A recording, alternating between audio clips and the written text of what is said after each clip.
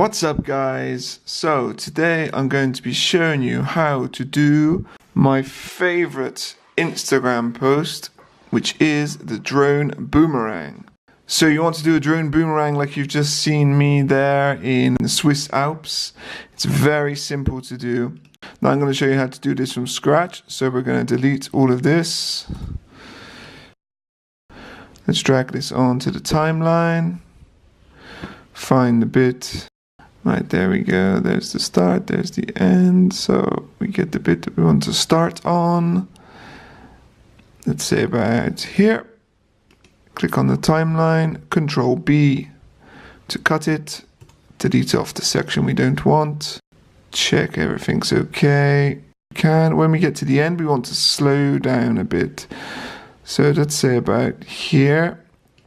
Again, Command B. Right.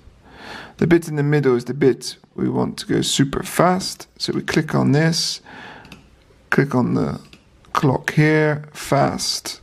We do it ×4 for now. And then if you go here, you can shorten this as you wish.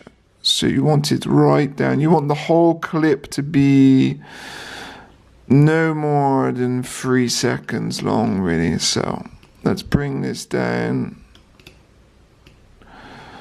to 2 seconds in the middle. This section as well, we need to speed this up as well, but we want to be a little bit slower. So let's put that down to about 2 seconds as well. Okay, we do a quick render all. Shouldn't take too long to render because it's a very short clip. Okay, that's rendered.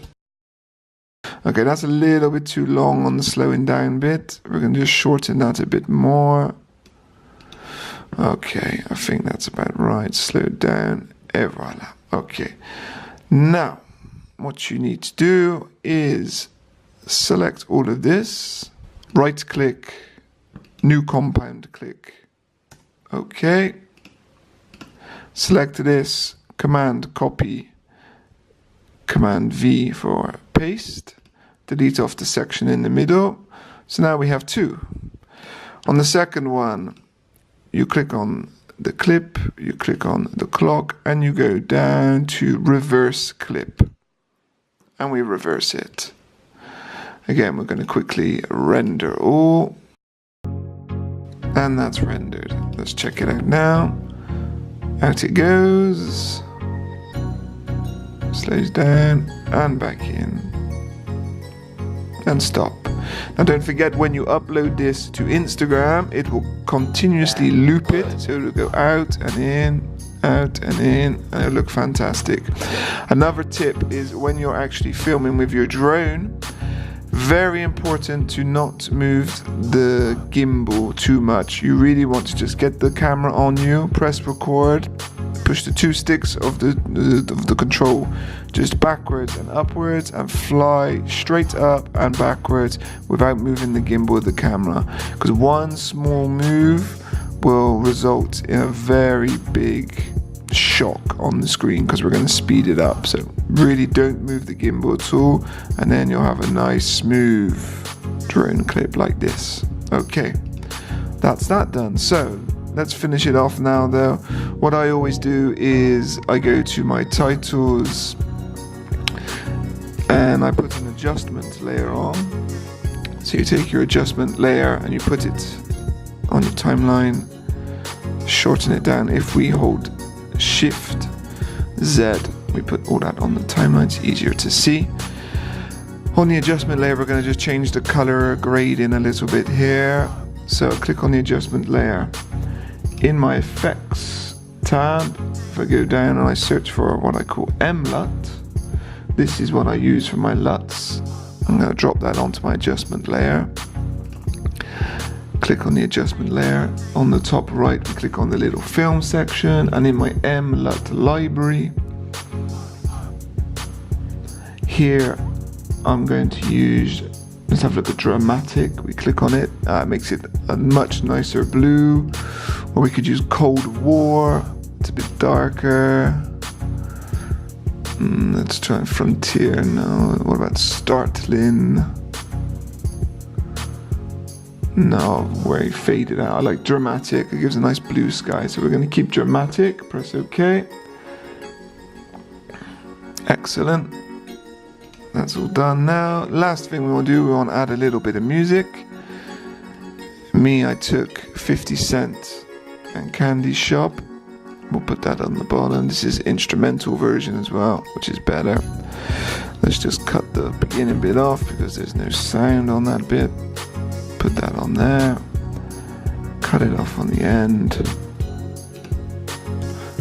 Delete these sections. Okay, let's just let that render out again. Sorry, render all. Okay, that's rendered. Let's have a look.